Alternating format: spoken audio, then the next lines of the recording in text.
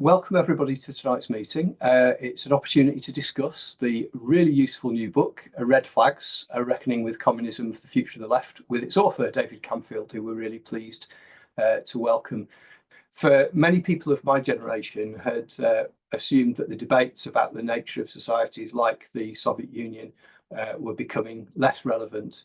In Britain, however, Corbynism encouraged a vision of socialism that meant nicer policies, some redistribution of wealth, and increased state control over the economy, but left the power of the boss, the landlord, and the repressive arms of the state intact. Meanwhile, internationally, the far right and many liberals are desperate to argue that radical change is impossible and adopt an anti-communism that plays fast and loose with truth in doing so. So it's unsurprising and healthy, perhaps, that many drawn to radical politics react against this anti-communism. But David argues in the book that many do so by simply inverting it, assuming that the narratives of the societies that the anti-communists decry are reliable, adopting what David calls anti-communism. This reaction leads to a vision of communism that is not fundamentally different from Corbynism, but often with added repression.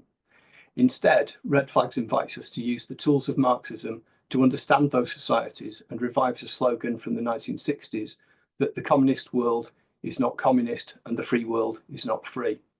David goes back to the original vision of communism as about liberation, about a classless society and an expansion of democracy, including into the world of work. This is not the same goal as for those who merely want to reform capitalism, even if they call a gradually reformed capitalism socialism or communism. If our vision of communism differs from that of the Labourites and the Stalinists, neither is the path to those goals the same.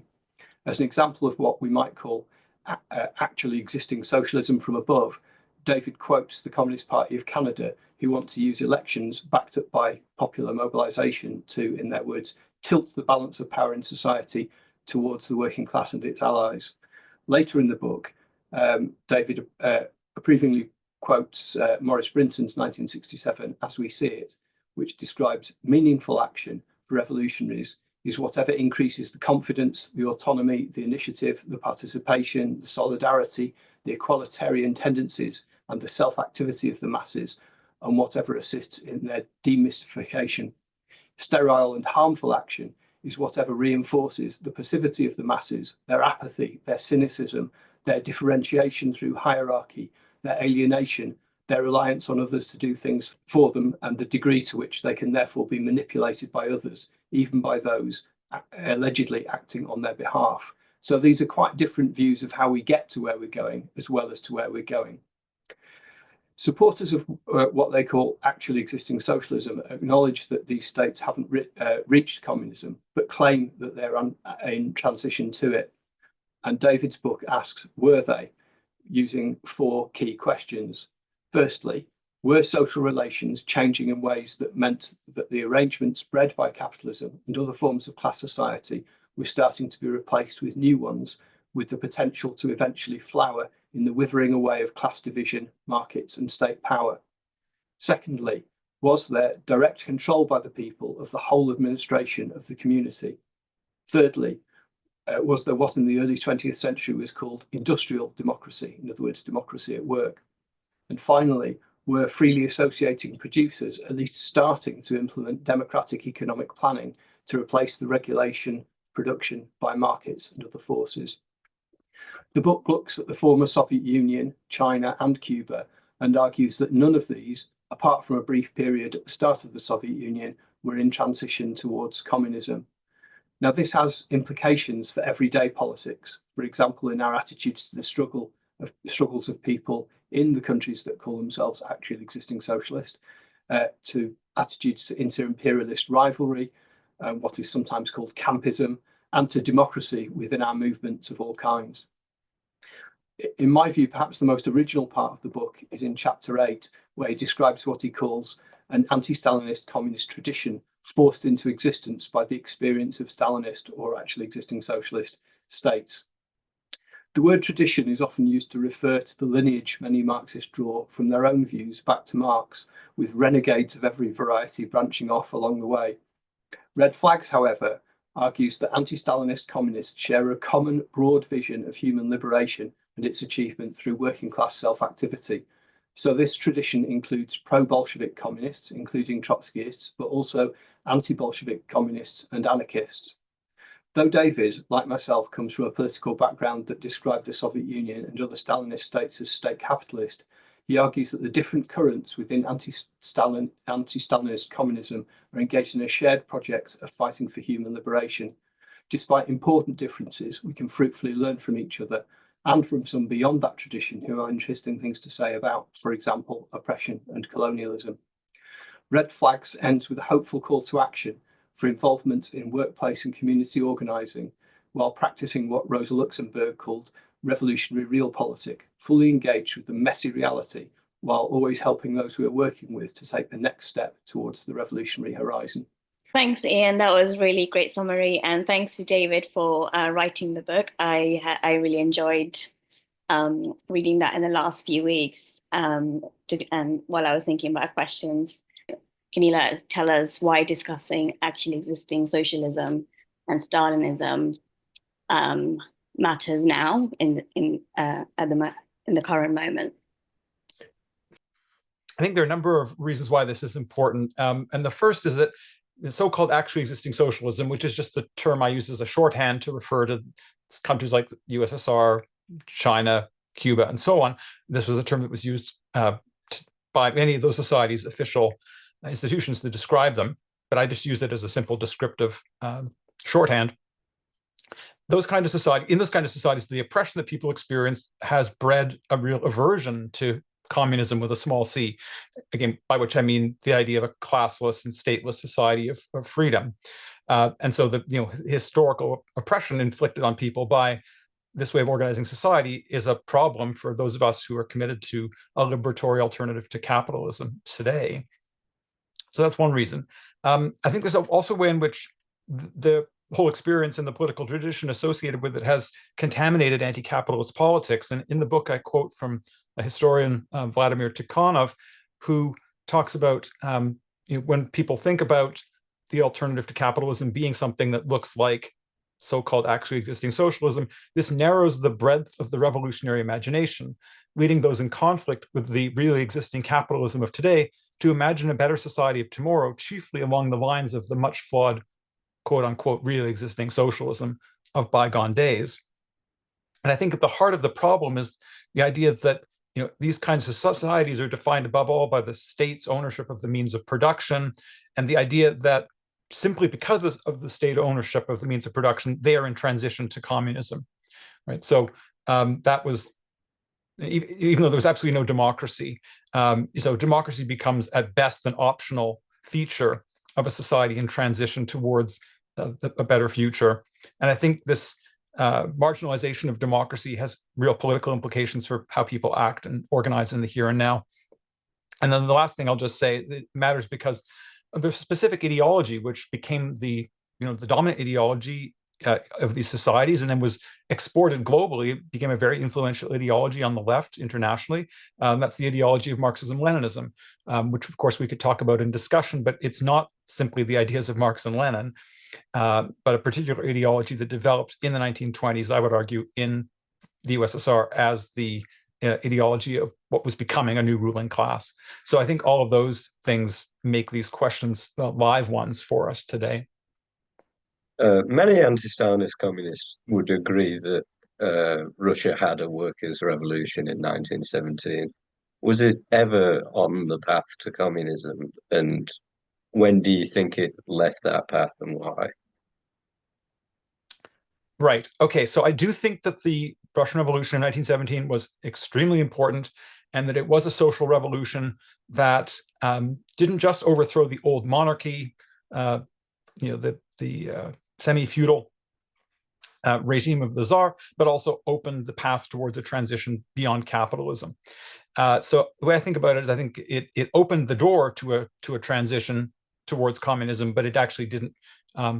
Make it, the circumstances in that society made it impossible to take more than the tiniest step in that direction, and that's because this was always understood by the Bolsheviks, who were at the leadership of that revolution, that because Russia had such a low level of economic and social development, it's a very small, concentrated working class in a society largely made up of peasants who were engaged in very, very basic kind of agriculture, that it wasn't possible in those social conditions to really take meaningful steps, to really transform society in a way that was going to start moving towards communism.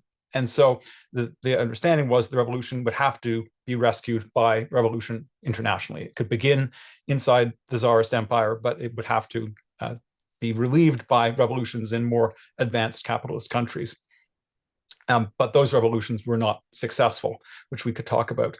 So again, I think the door was opened in the very beginning of the revolution. For the first year, the working class did actually democratically hold power. Then in the catastrophic conditions created by the Civil War and counter-revolution, working class lost political power.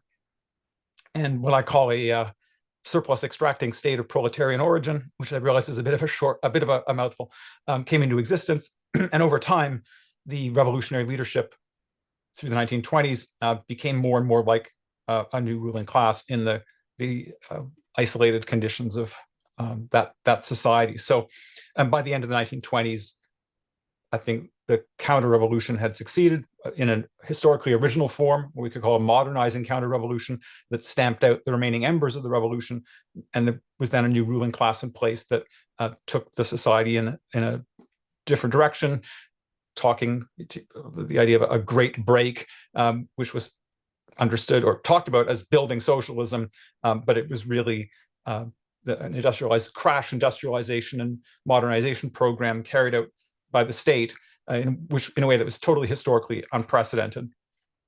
And that went on then from the late 1920s into the 1930s. So that's just a really short summary of my analysis of what happened in Russia, but we could certainly come back and talk about that more if there are people who'd like to. You mentioned international isolation as a major factor in the collapse of the workers' revolution in Russia into counter-revolution. Particularly many Bolsheviks at the time referenced the German Revolution as the important factor. Why is it that you think the German Revolution did fail as it did, especially considering it was in large part guided by the philosophies of Rosa Luxemburg that you bring up as a progressive alternative to the Stalinist tradition in the book? So in 1918, there was a revolution in Germany, and the monarchy was overthrown, and a new government in a capitalist democracy took power, and that was the government of the Social Democratic Party that was, at the helm of that revolution, because it really was a revolution made by workers and mutinying soldiers and sailors. But that, and there, at the same time, there were workers' councils being created, all sorts of forms of popular power being created by working class people in the workplace and in society more broadly. And that was a threat, of course, not just to the monarchy, but to capitalism. And so there was a counter-revolutionary suppression of that revolution, which the Social Democrats led, unleashing far-right paramilitaries, the so-called Freikorps, against the revolutionary forces, who'd made their own mistakes, but certainly weren't responsible for the violence that was inflicted on them. And that's when Rosa Luxemburg, Karl Liebknecht, and many other revolutionaries were killed in 1919. But Germany had this extraordinarily powerful and radical workers' movement, and it was a powder keg for a number of years. 1923, there was also potential for revolution. But it's a complex history, but to sum it up, I think the revolutionary wing of the workers' movement, organized mostly through the Communist Party, didn't have the leadership with the kind of political depth and skill that was needed to really navigate those waters as successfully as was necessary. There's a really good two-part article about 1923 that was published to mark the 100th anniversary of that important year in Germany, written by Sean Larson, published on the website of the journal Spectre. And so if people are interested in reading about the German Revolution, that's a really interesting place to go, because it's really based on his own original research in German language sources and the latest historical work on that, but there are lots of other great books and things people can read about what happened in Germany, because the failure of revolution there was so important, not just for Russia, but for world history. Just a bit more on the topic of international isolation. You criticize the so-called AES regimes throughout the book for not being in active movement towards communism after or despite their suppositions about being workers' movements. How far was it possible for them to move towards communism in a world where the proletarian revolution had not swept the globe? Well, I think the prerequisite for any society beginning to make a transition from capitalism towards communism, as I understand it, the prerequisite for that is the working class taking democratic control of that society, into its own hands through its own new democratic institutions. In Russia, famously, these were the Soviets, councils, but there have been other versions of these kinds of organizations and institutions. And it was in Russia uniquely that this happened in a sustained way. I mean, it's happened on a smaller scale for short periods of time elsewhere. But, that was the prerequisite. And so without that, you can't have transition towards communism, no matter what people say they're doing. And so, again, we always have to look at the actual social relationships, not at what people are saying, if we want to understand these revolutions in a materialist way. But certainly, revolutions elsewhere could have, opened the door towards a transition, but they didn't. I mean, there were important revolutions, and the book tries to tackle, when looking at China and Cuba, the important revolutions that did happen, and what they did and did not accomplish. But in order for a revolution to begin transition to communism, it has to actually involve this democratic seizure of power by the associated producers, by the direct producers, ordinary working people themselves. And so there are limits to how far transition can go in any single society, particularly ones where the level of economic and social development is low. But again, the prerequisite is above all that shift in class power. It kind of touches on what you're talking about earlier. And I think Ian mentioned it, but I think in the sort of current politics, so after Corbynism in Britain, many felt like there was a sense of hope for change, but within sort of the borders of Britain. And there was a hope that it would kind of catch on and it would create similar sort of movements in elsewhere. But obviously, like after Corbyn's defeat, obviously Corbyn was defeated, and after even after the defeat, it was hard to get so many socialists to think beyond the borders. But yeah, in sort of classical Marxist tradition, international revolution has always been sort of pivotal for that. So how do we sort of envision this process? How do we envision this process in a world of weakened workers' movements, complex supply chains, central to social reproduction, and also the existence of the so-called already existing socialist states? If that makes sense, like how do we kind of talk, how do we figure out, sort of state, visions of state social democracy, but also bring in sort of classical Marxist tradition into conversation? And how do we how do you sort of think about that process? Well, of course, I don't have any crystal ball about the course of future international revolutionary upheavals, although I do in the book try to sketch out a little bit, drawing on the work of the late Neil Davidson, who was a member of RS21 and did some great writing about this.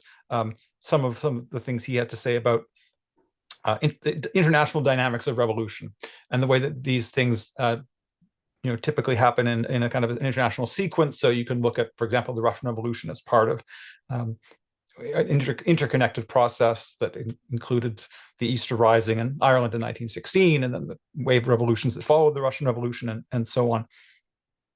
But I do think the level of global interconnectedness, right, has reached a level so much higher than it was a century ago that the tendencies towards internationalization of both revolutionary and counter-revolutionary processes would probably, take place in ways that we haven't ever seen before, just because of the fact that, social relations are not the same as they were a century ago.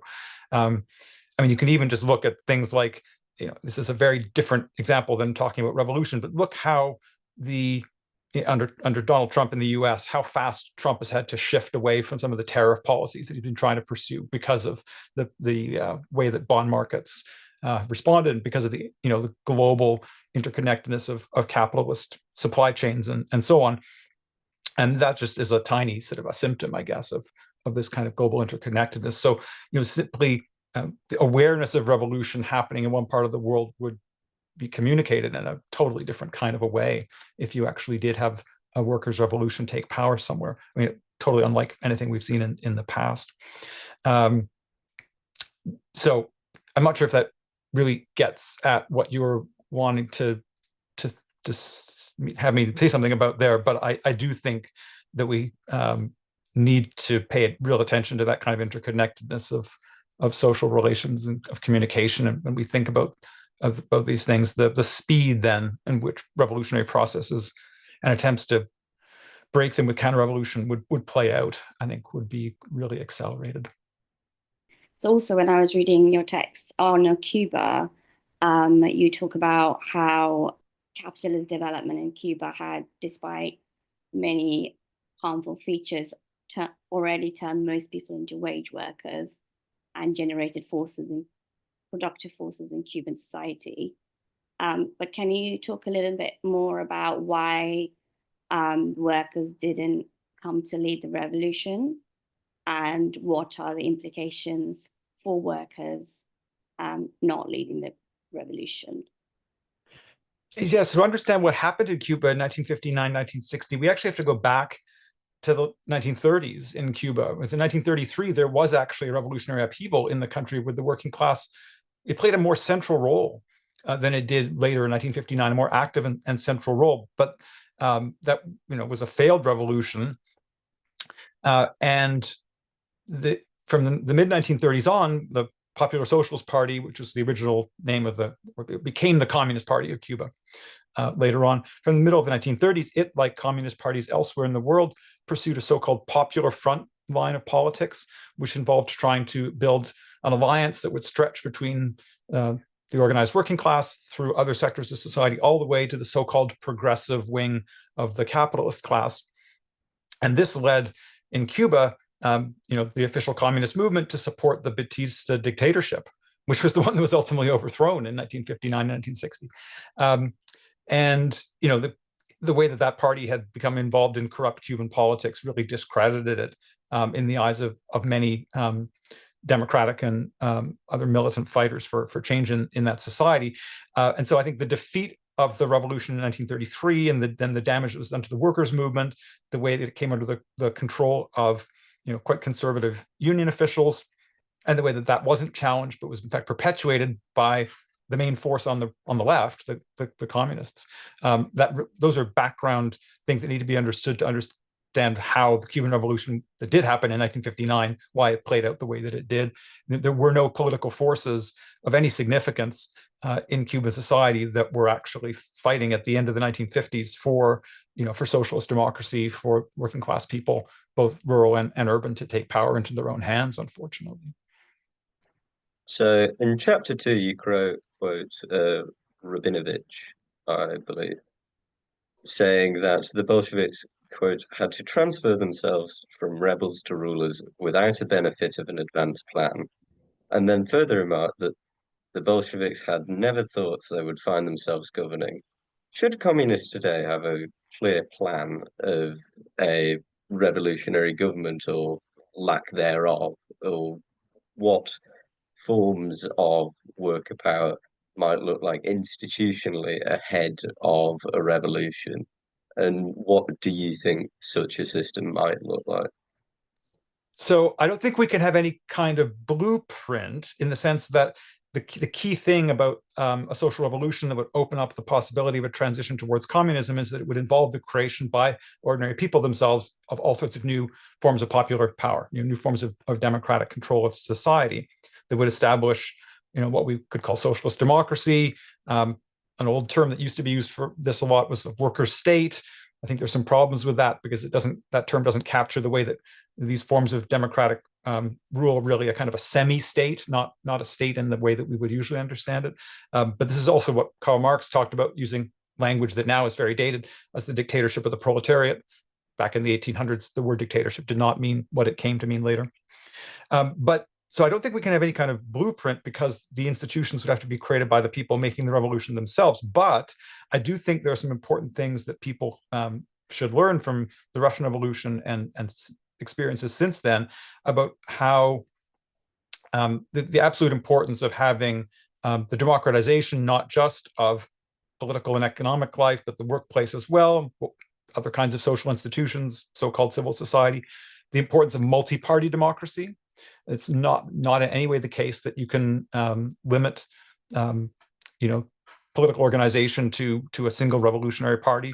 I mean, we're talking about a form of democracy much more democratic than any capitalist democracy, one that would have to allow and encourage all sorts of different political currents, provided that they accepted the framework of socialist democracy and were not engaged in active counter-revolutionary attempts to overthrow it. I think, again, we can learn from the Russian Revolution the importance of socialist law rather than arbitrary, policy making and decision making. Again, this would have to be new forms of legality that would be produced democratically by the insurgent masses themselves. And so I do think that there's these kinds of lessons that can be taken from past revolutions and that are really important for people to understand as part of their politics, but it's not the same as having a blueprint institutionally. Yeah, I've known David for 41 years, so I'm happy to participate. I don't have quite the same politics cards on the table, but I read, because of David, I had read the original version, not the new one, of Revolution Rehearsals, which I met at China. It was very inspired, and I do disability politics, so I saw the General Strict of France, read about Iran, and I have not had the opportunity to read the new version that Neil Davidson's been involved with. But my sense is, I don't see, after the period of Iran and France, people moved on to postmodernism. I'm not a postmodern. I don't see workers' councils in places like Brazil and Argentina where there's an immense class inequality. I just don't see it happening. Is that because cadres weren't built up, the tradition's been lost? Or is it because of globalization means that people have to organize on a multinational level? And there was a comment earlier about Corbynism. I'm just curious because I just don't see it happening, but it may reflect my own ignorance. What primary effect do you think the end of the Cold War, in the late 80s, early 90s, had on the term communism? I'm a comrade from Aberdeen. I'm actually zooming in from Shetland at the moment, and I want to make a kind of contribution about the importance of David's book, the vital importance of David's book. I was a close friend of Neil Davidson, a good comrade who also comes from Aberdeen, and his death is he's a much missed comrade. The context I'm phoning in is a recent debate I had with a rival tendency in Aberdeen about the nature of China. Now, the context for that debate was the ongoing discussions with this particular comrade, who is an important activist in Aberdeen, but holds doggedly to the idea that China is a socialist society. And I think this underlines the importance of David's book to give us ammunition to challenge these kind of things. The other bit of context was that my son went to work in China, and me and my wife visited our son back in January, February this year. And the third part of the context for my call is a comrade from China who studied in Aberdeen, who is now back in China and is part of a broad dissident movement within China. Recently posted on YouTube a short film about the Chinese hukao system, which is a method of people control by linking their rights to their place of residence, a form of apartheid. and these three components triggered this debate I had with my comrade 3 weeks ago in the Trades Council in Aberdeen, an extremely well attended meeting, attended by a lot of young people, and at the end of it, the person chairing it took a vote on who had won the debate. Well, I was a bit surprised that they took that decision, but the outcome was that I technically won the debate. However, there was a sizable minority, despite all the evidence to the contrary, who and these were primarily young people. Unlike me, I'm an old guy. A lot of young people did hold to the view and could not break away from the idea that somehow or other there had to be actually existing socialism, and that China was the model. Yeah. So my question is, what kind of a easy to mobilize issue question, apart from prescribing the whole book, how to tackle instrumentally that kind of issue when confronted, without going into a 3-hour meeting, and maybe I'm asking the impossible, but maybe David can sum up key arguments that can be mobilized for us who confront these things practically in the day-to-day struggles with other comrades.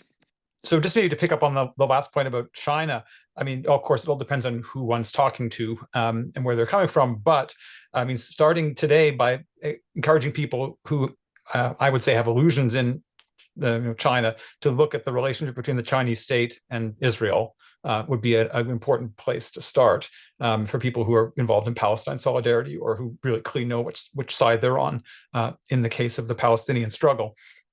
But I think there's a wealth of evidence we can point to when it comes to China. Whether the complete absence of any kind of democracy, the extreme dependence on the market for people to access what they need to survive on an everyday basis. Whether it's healthcare or anything else. I mean, it's in fact. There's not much of a welfare state in China. You can just look at the existence of multinational corporations and all sorts of billionaires in the Chinese Communist Party. There's so much evidence, but really, I think for people where there's a debate that needs to be zeroed in on, to really come back to this question of what would it mean for society to be in transition to communism? What's absolutely essential for anything to be happening in that direction, and to contrast that with certainly what exists in China. And yes, I think I just saw Charlie Hoare post in the chat, and Charlie knows a great deal more about China than I do, so might have some thoughts about this to add in the discussion. But I do think China has developed an extremely successful, powerful capitalist development project because of the role of the state that was built up under this so-called actually existing socialism of the Mao period. And I think this maybe connects to a broader concern. People who are living in the world today, whose expectations have been really lowered by, the weakness of the left, defeats of the working class. If people have had their horizons for what a kind of a society is possible as an alternative to capitalism, if those horizons have been really lowered, it's easier for those people who are, quite rightly, horrified by this kind of societies in which we're living here, to look for an alternative. And because China does not organize capitalism in exactly the same way, and because it has a different history, it's easy for people, some people, to be drawn to that. On the other hand, again, people who are really clear about whether it's Palestine, trans solidarity, workers' rights, or any number of other things, ecological politics, the more people learn about China today, the easier it should be to persuade them that in fact China is a capitalist society. Very much so. In terms of the working class, I mean that in a broad sense, and I think that too many Marxists have understood the working class in a narrow sense. But basically, in brief, everybody who's selling our ability to work to employers in exchange for a wage and has little or no management authority, plus all the unwaged people that are dependent on the wage income of other people in their households. That's broadly speaking the working class. So it is really not about people's cultural affinities or whether they're so-called blue-collar worker or anything like that. or whether they're in an urban environment or a rural environment. The working class is the global class majority of humanity now. And then there was a question about the end of the Cold War, and that is important because we're still living in a sense. I mean, much has changed since the end of the 1980s, but nonetheless, the way that the collapse of the USSR and the Eastern Bloc societies that were under its control, way that was understood by people of almost all political stripes to be the end of something called socialism or communism, has really shaped how many people think about politics and the world today. That still does shape people's perceptions.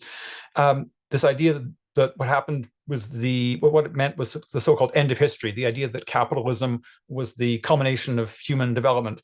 And that was famously a formulation of the US State Department intellectual Francis Fukuyama, the idea of the end of history. That does still shape people's ideas today. And I think there's a way in which some people, many people thinking about the future and wanting an alternative to capitalism have a lot of difficulty imagining that we could have a society that was different from anything we've ever seen in the past as an alternative to capitalism, right? If our horizons have been lowered by the events of the late 20th century, then many people think that any possible future would have to just be a new, maybe improved version of something we've seen in the past, and therefore, looking into the past, they see the so-called actually existing socialist societies, and think that that's something like that, or something that's a version of that, is the only possible alternative.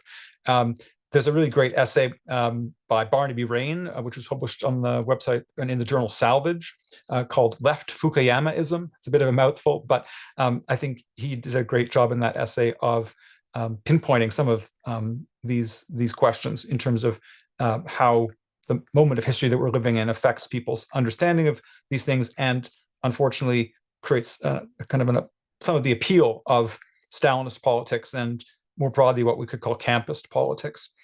And again, the term communism, I'll just wrap up with this, the term communism itself is still affected by this, and that was something that the person asked the question about. I think among younger people today, I've certainly noticed, I don't think there's anything original about this, there are more younger radicals today who are, prepared to identify themselves as communist than was the case in the late 20th century. So again, the terms that we use to talk about the political alternative that we're arguing for need to, it depends on who we're in dialogue with and what our context is. Some people, for that language of communism is not a problem. Other people, that still raises hackles because they assume that we're talking about something like the so-called, actually existing socialist societies. So whether we say communist, whether we say socialist, the important thing is to be really clear about what we're talking about, not to get hung up on the terminology, because we haven't yet escaped from the legacy of Stalinism and the politics of the Cold War, even if certainly much has changed since the late 1980s. Yeah, Steve from Firebrand, which is a group in the same tradition as RS21 in Seattle, in the US. Thanks very much. Excellent discussion, and the book looks really interesting. I want to get a hold of it. The question I have is, you kind of put together the various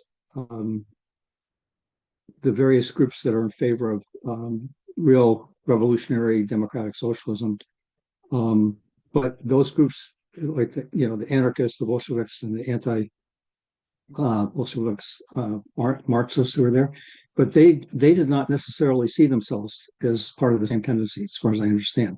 So I'm wondering if you can explain what you see as the significance of those differences, and so forth. Because there were actual real fights in some cases between some anarchists and Bolsheviks anyway. So anyway, if you can go into that a little more, that would be great. Thank you very much. Appreciate it. I'll just read out Anne's question. How do you explain the rise of the far right in many places across the globe, especially what we call the West? It's kind of a question. First of all, it sounds very interesting, the book you have just published. And the question I would like to ask is a kind of follow-up about the question that was fired regarding the meaning of communism today, but has to do with the impression I've got that the issue of the collapse of the really existing socialism has not been digested yet, 30 years on,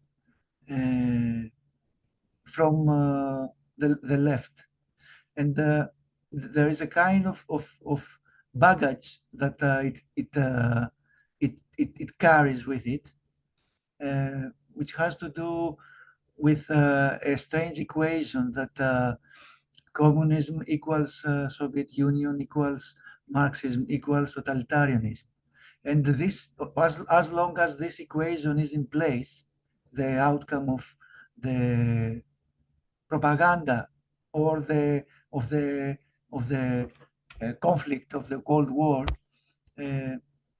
people cannot even look in this direction for a radical reorganization of society. And this hinders all the efforts to bring about a different society. I don't know.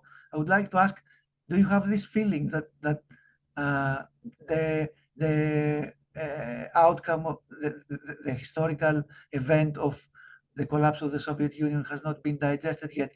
At least the publication of this book today implies that you do. But I would just like to ask. Thank you.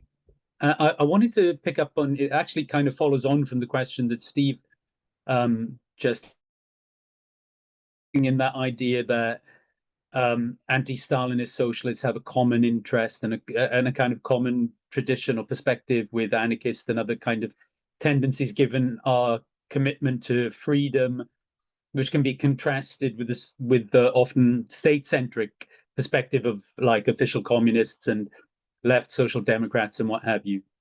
But I think that in practice, one thing that strikes me is that, you know, if we as revolutionary socialists are trying to engage in, you know, majoritarian politics, trying to build and construct broad alliances, generally speaking, we find ourselves much more likely to be working alongside people to our right who are social democrats, who may be official communists or whatever, who, for whatever their problems, have an orientation on that kind of mass politics, even if that mass politics tends to become eventually filtered into some sort of electoral sort of idea. Whereas, you know, often anarchists shading over into like very, you know, sort of good radical sort of liberals or whatever, will often have much more of a commitment to a minoritarian politics, will eschew making demands on the state, and I think that in my experience, being particularly when you're in a small organization, it can be very easy to get comfortable in those kinds of milieus, which I think can have a distorting impact on your political practice. So I guess what I'm wondering is, what does it mean for us then if we find ourselves organizing often with people who are to our right? Then, you know, part of our task is that we need to win people who are to our right away from a commitment to statism, just in the same way as those people who have a commitment to, you know, never making a demand on the state, or, you know, some belief in the, you know, a liberal, egoist, individualist sort of anarchism, right? So it seems to me that there's tensions in all directions, and it's in terms of practice, it's not quite as easy to separate ourselves out from these different strands of politics. Thanks. Thanks. And I realize I forgot to respond to Ravi's question in the previous round. So briefly, I mean, I certainly encourage, you know, anybody who's interested in various kinds of revolutionary upheavals that have happened in the very late 20th and early 21st centuries to look at that Revolutionary Rehearsals in the Neoliberal Age, if I'm remembering the title correctly, the book that was co-edited by Colin Barker, Neil Davidson, and Gareth Dale from Haymarket. But because those are, whether we're talking about what happened in Bolivia 20 years ago, or Egypt, or so many other countries that are the South African liberation struggle, all of which are discussed in the book. Those are really important experiences to study and to learn from, and to see how there have been political revolutions that have overthrown particular governments or radically changed the existing state, but have not been social revolutions that have broken the power of the capitalist class. So yes, I'll just point people in that. There's a lot of really thoughtful analysis in that book about how workers' movements and other movements have been limited in what they've attempted to achieve since the collapse of the USSR and the rise of politics, which doesn't see beyond establishing liberal democracy or capitalist democracy, how that's affected workers and other kinds of movements. Okay, so to try to tackle a few more of these other questions. I don't have time to do justice to a very important question about the rise of the far right, and there are lots of resources people could look to for that. But really briefly, I would just say that 2008, 2009, the so-called Great Recession, marked the end of an era that had begun in the early 1980s with the reorganization of capitalism that sometimes we call neoliberalism. And so that crisis of 2008, 2009 really opened up a long period of slow economic growth, a global slump, if you like, that capitalism has not managed to dig itself out from yet. And there are many different ramifications of that. And the fact that, the kind of liberal democratic parties and order that's overseen the austerity that people have experienced, since then, whether that Britain was under the Tories or now, as you're experiencing now, under Labour, right? The way that people's lives have been getting worse under those parties has, helped in the absence of a left, a strong and radical left, has led a lot of frustration and desire for change, hostility to the status quo to be channeled by the far right. But and there's been a radicalization of middle class elements towards the far right, and you certainly can see this, I'm sure, in Britain with everything under the Reform Party banner. In the US, the way those kind of forces actually took control of the Republican Party in important ways. We can go around the world and talk about this in other places, and then how sections of groups of working class people also drawn to those politics in the absence, unfortunately, of a working class left that would really be organizing their frustrations and grievances against the system in a different way. That's just a really short attempt to tackle this, but it's a global phenomenon. It's not just in the so-called West; it's very much international. Look at India, for example. That's in the Philippines. But that deserves more time in another setting. Okay. Yeah, in terms of the anti-Stalinist communist tradition, I mean, all the and Johnny's question, all the book does try to do, and remember that the book is written for people who don't have any background in the histories that are covered there. It just tries to make the case that there's always been an alternative tradition. I mean, you can go back, the book goes back to, it talks about Marx, Engels, and William Morris, Rosa Luxemburg, and then anti-Stalinists who were pro-Bolshevik, as well as anti-Stalinist Marxists who were anti-Bolshevik, and then not anarchism in general, but the anarchist communist tradition in particular, as part of this broad anti-Stalinist communist tradition. But it's not an attempt, the book doesn't argue that there's no disagreements or that there aren't fundamentally important disagreements amongst these different strands of the tradition. It's just to make the fundamental point, arguing against supporters of Marxism-Leninism, that there's always been this liberatory small c communist tradition with important disagreements amongst comrades in that tradition. And I do think we need to see those differences as differences amongst comrades. But I think there are things that, I personally come from a pro-Bolshevik anti-Stalinist tradition. I think that's, there's a lot that's very important that can be learned from that. But I think there were some things that were better understood by the anti-Bolshevik anti-Stalinist communists in some ways, and that we can learn some things from them as well. But in terms of Johnny's point about the importance of the kind of politics of socialism from below being a politics which is majoritarian, which recognizes that in order to have a break with capitalism and the beginning of a transition towards the kind of society we'd like to see, that has to be the emancipation of the working class itself, to use Marx's famous phrase, and self-emancipation, which means, the majority of people taking power into their own hands. It's not about, a minority acting on behalf of the majority. And so we always have to be attempting to promote the broadest possible involvement and self-organization of people in struggle, and that's where those politics that are oriented only or primarily in the actions of minorities are a problem. The question is, what's the relationship between radical minority and the much larger majority of people who we want to see act to free themselves? How can the radical minority act to build up the capacity of working class and exploited and oppressed people to organize and act collectively to change society? And so, yes, absolutely, there are lots of problems with that kind of minoritarian politics, which has often been, put forward by anarchists. But there also have been, anarchist comrades who've rejected that, and we need to recognize that too.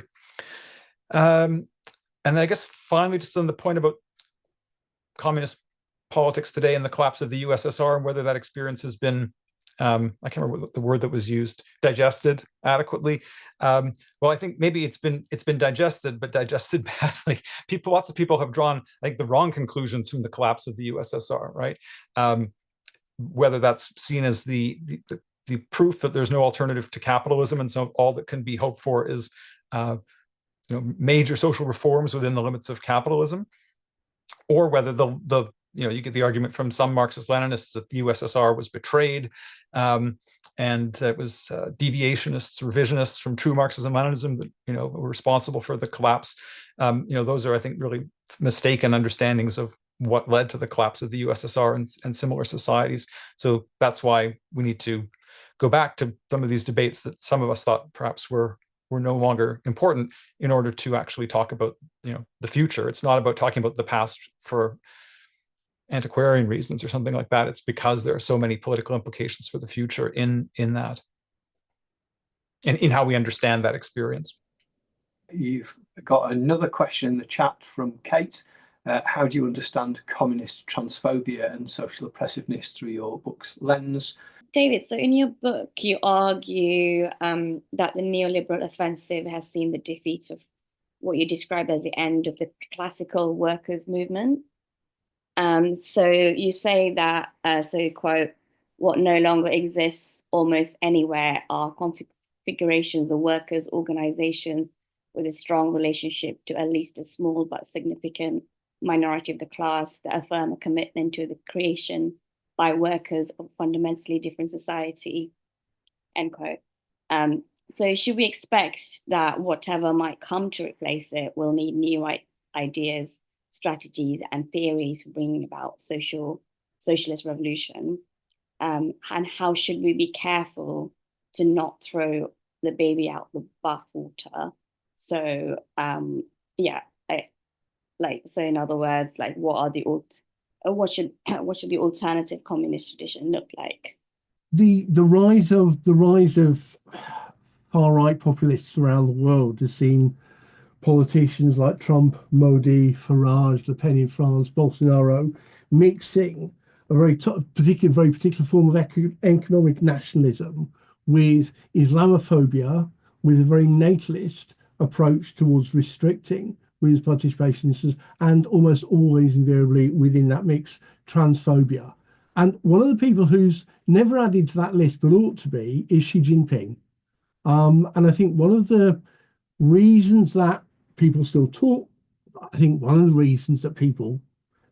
about China as being socialist is because the left has, in general, very few things to cheer about over the last 30 years. China is a successful economy, arguably the most successful economy in the world. It calls itself socialist. This looks like a victory for us, and I think a lot of it is simply that. But a lot of it is also people not paying attention to the ways in which social life has become much more narrowed over the last 12 years under Xi Jinping, much more repressive. And we could see that even with the supposed successes of COVID, when China had one of the best initial responses to COVID anywhere in the world, that relied very heavily on very repressive lockdowns, which eventually led to the tragedy of the house fire in Urumqi, where people were locked into an apartment building, and a dozen people died in the house fire. I do think at the moment if people have illusions about China, we need to talk over and over again about China's increasing closeness to Israel and also Saudi Arabia.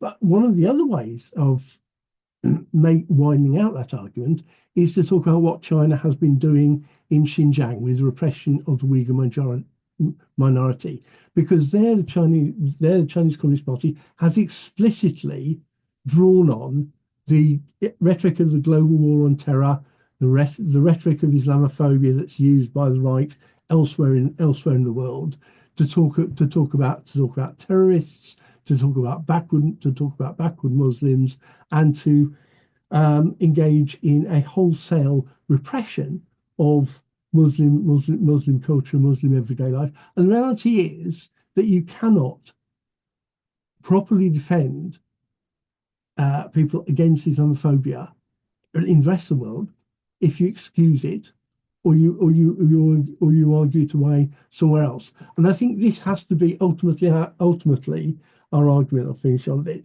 that we need to be against oppression and exploitation wherever it happens. Whether the people doing that are friendly to the American government or hostile to the American government, whether they're friendly to the British government or hostile to the American government. What matters is to oppose oppression and exploitation everywhere. So I want to address the question that I think was Keith raised a while ago about why so many people still think China is socialist. I mean, Charlie Hoare just dealt with that in part, but I have a lot of experience with such people, and I think the ultimate reason is that they have a totally different idea of what socialism means. For them, it has nothing to do with working class running society, but society being run by an intellectual elite who knows best what to do for the people. Hal Draper once called this socialism from above. And I think his notion of socialism from below had problems with it. Socialism from above, I think, is a brilliant insight into what a certain mindset is. And just as an example of that, I was looking the other day at an article in the American magazine, The Monthly Review, which generally has this socialism from above attitude and believes China is socialist. This is an article called On the Nature of the Chinese Economic System. And the first three words of it are China's ruling class. And it goes on to describe a society with a ruling class that it insists on calling socialism. So I think that certainly goes part way to answer why so many people are convinced that China is socialist and can't be influenced by all the evidence that David and others have brought up. All the time, it's going to be a question, but it's a question you might think needs another meeting to answer it, which is a lot of talk about socialism from below and such like, but there is a thorny question which also relates to the emergence of Campism and indeed Stalinism, which is, how do you see the role of the party, the revolutionary Marxist group within that process? I don't know whether it's in the book. I've not read the book. But it's all very good to talk about socialism from below. But how do you think we as people who I think largely are committed to the idea of the need for a revolutionary party, how do you see that fitting within it? Okay, so just a couple of thoughts about China, and I want to talk about Kate's question about so-called communist transphobia. I do think, again, that in a world where people are feeling the desperate need for hope and for some sense of we need the power to win against the growth of the far right, the feelings of powerlessness, the idea that there's a powerful state that's somehow on our side, like the Chinese state, that can be appealing to some people. And the impulse that says the enemy of my enemy is my friend is a very powerful one for some people on the left today. And so it's I think that is relevant to thinking about the attractiveness of politics, which say that despite all of China's problems, nevertheless, the so-called Chinese, socialist market economy is somehow in transition to communism. That is part of it. That so until that we can build more powerful movements that give more people a sense that the alternative is not looking to any existing state, but only to ourselves, people like us around the world, this is going to be a real challenge. But again, I think the power of the Chinese state, that exerts an ideological influence everywhere that we need to think about. It's in terms of communist transphobia. I think, as was said by Charlie earlier, obviously the policies of the Chinese state on gender are quite reactionary across the board, and so then we have to think about why is it that a state like that would be so interested in how people live gender.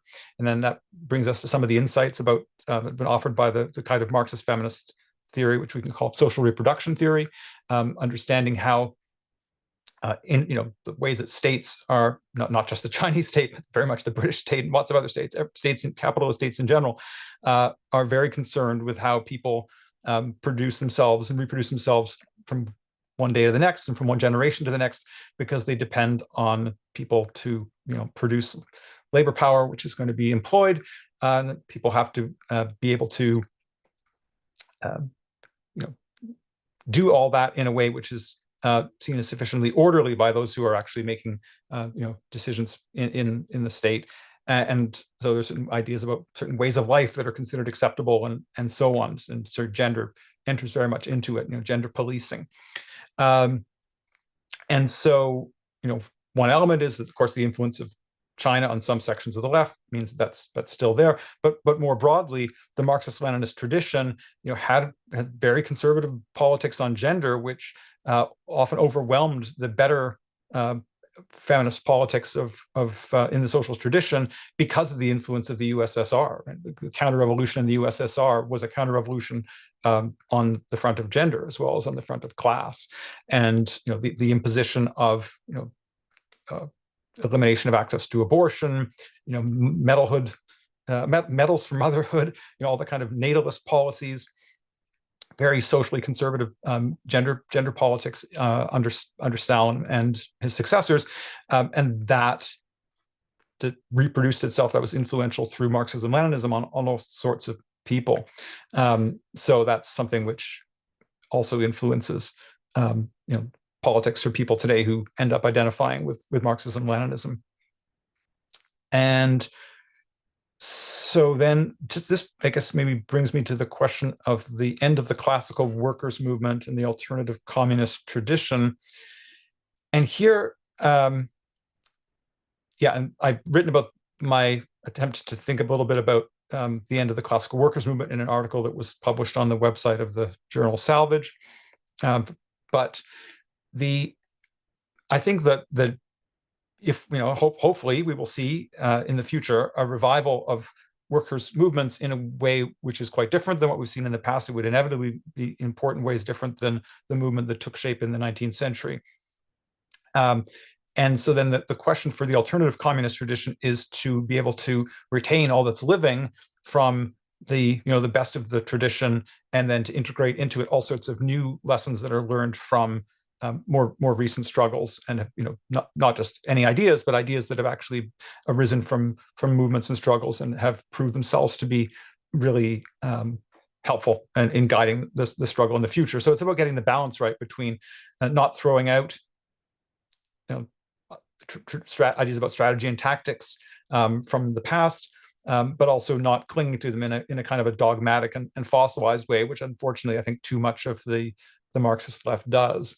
But so we have to be able to, again, do a synthesis, try to, on an ongoing basis, to try to take what's living from the tradition and while learning for ourselves, thinking for ourselves, developing new ideas for ourselves, and integrating that with lessons from the past, recognizing that our ability to really come up with new ideas about strategy and tactics depends so much on the scale of the movements and struggles that we're involved with, right? It takes really big increases in the level of social struggle to generate profoundly new, I think, insights when it comes to strategy and tactics.